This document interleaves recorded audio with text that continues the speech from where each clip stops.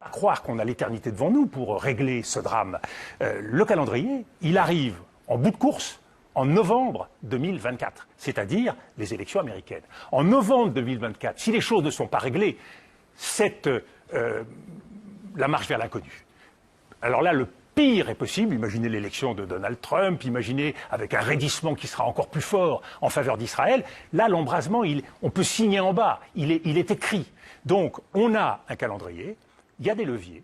Parmi ces leviers, il y a l'aide américaine, à la fois civile et militaire à Israël. Il y a une stratégie qu'on a toujours hésité à prendre, qui est celle de la reconnaissance de facto par la communauté internationale de l'État palestinien. Hamas est aujourd'hui en position de force en Cisjordanie, parce qu'il a marqué des points dans l'horreur, qu'il va peut-être obtenir la libération d'un certain nombre de Palestiniens, donc il renforce sa main au détriment d'une autorité palestinienne qui apparaît vieillissante et illégitime.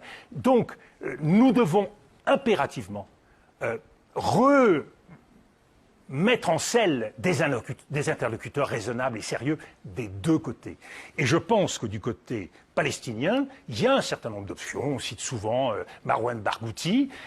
On peut imaginer qu'il y ait une direction collective qui, au pied levé, prenne la succession de Mahmoud Abbas. On peut imaginer, et ce serait l'intérêt aujourd'hui d'Israël, de libérer Marwan Barghouti, qui pourrait être une option parce qu'il est crédible aux yeux des gens du Hamas, pour véritablement conduire une négociation. Mais ça suppose d'abord que les Israéliens aient véritablement envie d'une solution politique. Or, aujourd'hui en Israël, après le 7 octobre, pour beaucoup de gens, c'est impensable. Et donc, il faut malheureusement imaginer que nous allons passer par d'autres horreurs. La guerre contre le terrorisme, nous le savons, ça ne marche pas. C'est-à-dire que vous pouvez éliminer 1, 2, 3, 4, 10 terroristes, mais ça repousse non pas 1, 2, 3, 4, 10, mais ça repousse 100, 1000. Parce que nous sommes face à, aujourd'hui, un fondamentalisme religieux qu'on n'éradique pas avec des mitraillettes. Il faut arriver véritablement à renverser l'histoire, à montrer que on peut écrire une autre histoire avec le Hamas pacifiquement.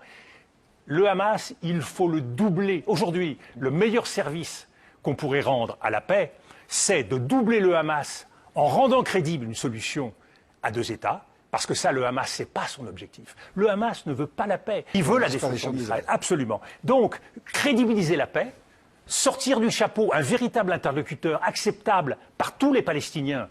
Il y en a aujourd'hui au moins un, Marwan Barghouti, et à partir de là, ouvrir une autre possibilité. Il se trouve que le gouvernement Netanyahou, qui est à la fois fragilisé par l'échec dans la protection des Israéliens et en même temps menacé de poursuites judiciaires, évidemment, n'a pas tellement intérêt aujourd'hui à avancer dans cette direction-là. Et c'est là où la France doit prendre ses responsabilités en Europe.